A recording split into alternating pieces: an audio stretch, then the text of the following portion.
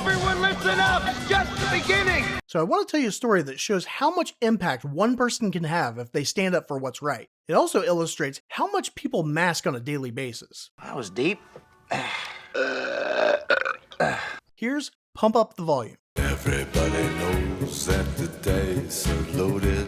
Hallelujah! So we meet Mark Hunter, a shy, quiet new kid at Hubert Humphrey High. In class, he's an above-average student who flies under the radar, but every night at 10, he's a pirate radio DJ known as Happy Harry Hardon. Are you ready for the incredible sound of Hard Harry coming on his own face? I can almost taste it. See, his parents bought him a ham radio so he could talk to his friends back east, but Arizona's too far for the setup he has. So instead of him and all of his friends bulking up on their hobby radio kits, he bought a voice disguiser and pretends to be a chronic masturbating shock jock. Don't be embarrassed of your talent. He originally started broadcasting thinking nobody was listening, hence the voice disguiser, but other students found him, and word of mouth about his shows getting around school. Oh, we would never ever listen to trash like that.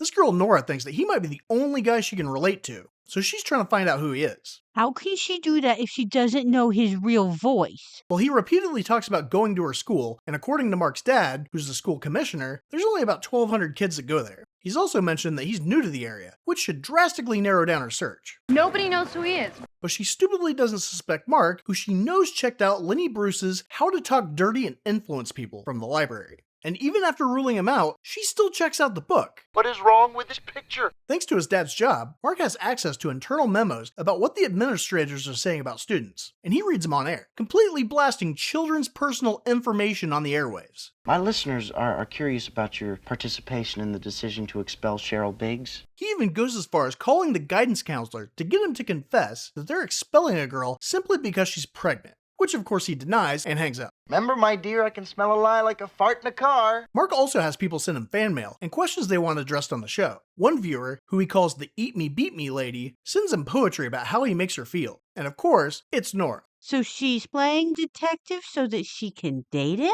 Well, she doesn't even know if he's really like this or if he's just playing a character. This isn't me. I'm using a voice disguiser. I'm a phony fuck just like my dad. It's kind of like thinking a lifestyle YouTuber or Instagram model is really doing awesome things all the time. Are you really this cool? Make them work for a living! They're only going to show themselves at cool places doing cool stuff, because if they posted how far behind they were on laundry or dishes, you wouldn't look up to them. I am not perfect.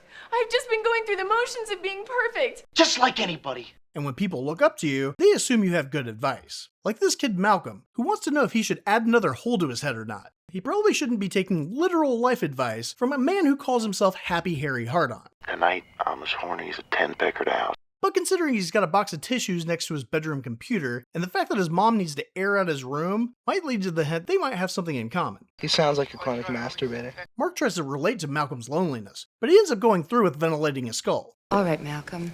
Have it your way. Suicide is never the answer, little trooper. And because he didn't flat out say he shouldn't do it, the next day, the parents and teachers now think that Harry pushed him to do it. Couldn't possibly be that he lived in a house where they're still fully dressed at 10 p.m. And you just know this kid calls his mom mother. I hate that. But seriously, who doesn't change into something more comfortable as soon as they get home? I mean, these pants are coming off as soon as I walk in the door. I'm Winnie the Poohing it right now. I don't want to see that or think of it again. Anyway, Mark feels like shit that he didn't try harder to help Malcolm, but after school, when he checks his P.O. box, Nora's waiting outside to let him know who she is, because she wants to comfort him. And since he also has a crush on her, he runs away. Or maybe it's because the prom queen's more of his type, but he got shot down. Loser. I mean, if I knew anything about love, I would be out there making it instead of sitting in here talking to you guys. That night, he tries to quit his show, but he can't, because now he wants to try to help people. And he starts by telling everybody that when you die, you shit yourself. What a coach. He also says that doing something crazy is a much better solution. And this leads the goody-goody valedictorian prom queen to throw a bunch of crap in her microwave and blow up her kitchen. Her precious pearls were flying like bullets. Why? Her dad's mapped out her whole life, and she's always tried to project herself as perfect, when she's really just as mentally messed up as the rest of us. Being a teenager sucks. Then, while dry humping his mom's wedding dress, he finds a letter from a kid who tells him that a guy he liked took him into the woods, and when they were fooling around, the guy's friends jumped out of the bushes and threw his clothes in a tree. Then they made fun of him for being gay. Why would they make fun of that kid for being gay, but not their friend for fooling around with another guy? Sounds like kids bullshitting to me. Shut up. He was being gay ironically. We used to do those dance moves to make fun of guys when we were kids, show them how queer they were, okay? Although it is implied that maybe his friends forced themselves into the situation as well. What did you do? Everything they told me. So what's going on here? An orgy or something? Harry tells him that he's brave for being himself, and those kids that got him naked and made him do things need to take a good look in the mirror, because they're at least bi, if not gay themselves. If anyone's confused, it's those guys out there. Well, all the adults think that this story is pornography and call the news and FCC to get him off the air. Imagine a fucking political hack being in charge of free speech in America. And now that there's actual backlash, the students are starting to revolt, so the principal, Miss Cresswood, wants to start expelling people who act up. Cresswood's a maggot pusswad. At the PTA meeting that night, the prom queen points out that half the students are on some sort of probation, but that's after the parents propose to find the mystery DJ by going vigilante. I'm vengeance. And this causes Mark to cut out of the meeting early and go burn any evidence of him being Harry since the cops found his P.O. box. But I'm not sure why he's using lighter fluid on a gas grill. How could he do such a terrible thing? But Nora apparently stalked him and tells him not to quit. And the only reason he goes on that night is because he can't express himself as Mark. So he has to tell everybody how he feels as Harry. Yo, baby, let's get butt naked and fuck! His parents come home and hear the show, and they also hear him talking in the basement and burst in hoping to catch him. And just as he's about to tell him the truth, Nora pops up and says that she was worried that they would be mad that he had a girl over. But his dad's like, fuck her once for me, champ. And mom's like, I would hit that as well. You know, that's my idea of homework. Yeah. Now you'd think that his parents would put two and two together that they bought him a ham radio, and also there was no DJ before they moved there. But because their son's getting his pee-pee touched, they turn a blind eye. So they fuck off, and while they're probably banging, Mark gets back on the air, and Brent calls the guidance counselor again. But for some reason, the cops were monitoring the school crisis hotline that he's never called before, and trace his call. Don't worry about me.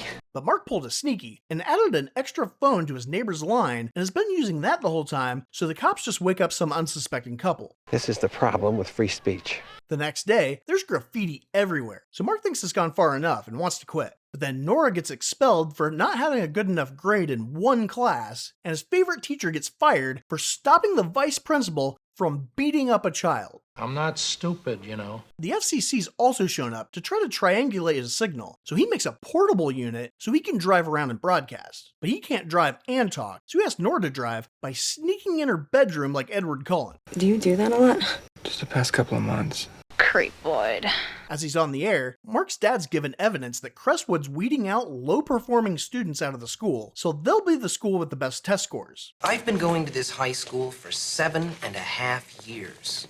I'm no dummy. I wish I had a principal like her. She could get rid of all the assholes in class. They were losers. She also left them on the roll, so she'd get more money from the state, which is illegal. Now you're in trouble. Eventually, the cops and FCC catch up to Mark and Nora, so she has to do some off-roading. Unfortunately, this breaks his voice disguiser, so he has to finish the broadcast as himself. Which is probably the worst thing that can happen to a person that can't talk.